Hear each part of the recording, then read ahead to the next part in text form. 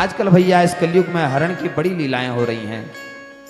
कोई किसी के साथ भाग रहा है, कोई किसी के साथ। लेश मात्र का भी उनके अंदर कोई भय नहीं है। भगवान की लीला को आप मनुष्यों ने समझनी चाहिए। इन भगवान की लीला को समझ करके आप यह मत समझिए कि आपको किसी भी व्यक्ति के साथ चले जाना चाहिए। पहाड़ों में बड़ी बुराइयां आजकल आ गई हैं। कोई किसी की पुत्री है, न जात का वह संबंध देखता है, न किसी प्रकार के विचारों को देखता है, और देखते देखते ही वो अपने माँ बाप को, जिन माँ बाप ने उनको अपने फूल की तरह पाला, उनका पालन पोषण उन्होंने ऐसे किया। क्योंकि एक पिता का कष्ट देखिए, वह पिता दिन रात इतनी मेहनत करता है और मेहनत कर कर के वह धन को एकत्रित करता है, फिर अपनी पुत्रियों को, पुत्रों को वह पढ़ाता है, पढ़ा करके यथा योग्य बनाता है। उस पिता ने कभी अपने कष्टों की ओर नहीं देखा।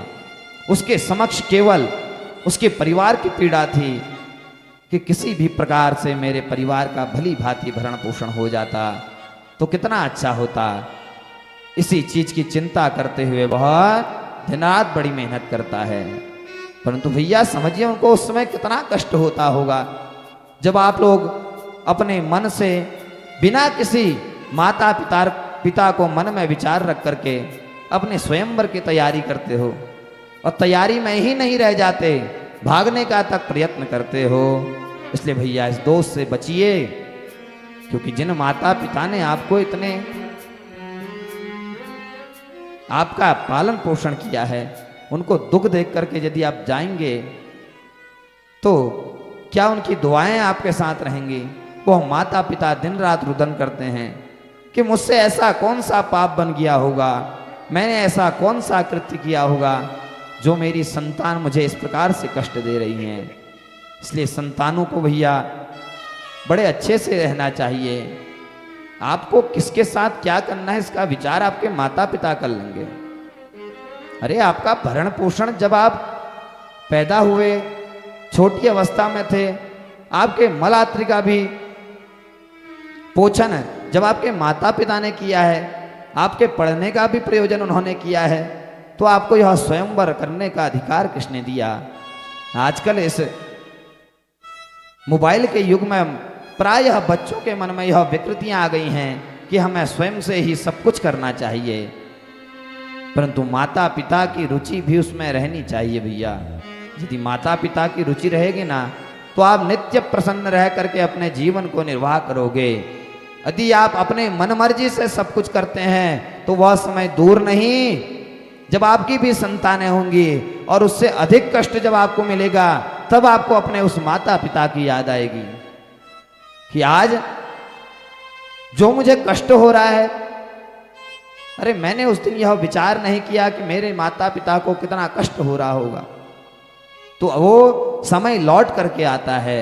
जैसे बूढ़ी अम्मा कहती है ना कि जा तुले यो बाटे आल है, वो बात सही है, समय लौट करके आता है भैया। आज आप उस जगह पर हैं तो कल को आपको भी उसी जगह पर जाना है, और जो आप अपने माता पिता के साथ कर रहे हो सकता है उससे कई भयानक विकट आपके साथ हो। तो उस चीज का पूर्व का, क्योंकि मनुष्य को दूरदर्शी होकर के ही सब कुछ करना चाहिए। दूरदर्शी रहोगे तो अपने जीवन को भली भांति आप लोग व्यतीत कर सकते हैं। इसलिए इस व्यास पीठ से निवेदन है कि जो भी संतानें, क्योंकि बड़ा सौभाग्य का विषय है कि हमारे गांव की जो युवतियां हैं, जो युवक हैं, ये बड़ी मात्रा में कथा सुनने आ रही हैं। तो इसलिए आप लोग भैया इस कथा को सुनिए, श्रवण कर करके समझिए कि आपको करना क्या है, क्या नहीं करना चाहिए। माता पिता को कष्ट कभी मत दीजिए, क्योंकि पिता ही भगवान है, माता ही भगवान है। पिता देवो भव, मातृ देवो भव, ये वेद का वचन है। क्योंकि भगवान की प्राप्ति तो आपको परम होगी, परंतु पूर्व में आपको माता पिता की प्राप्ति हो गई है।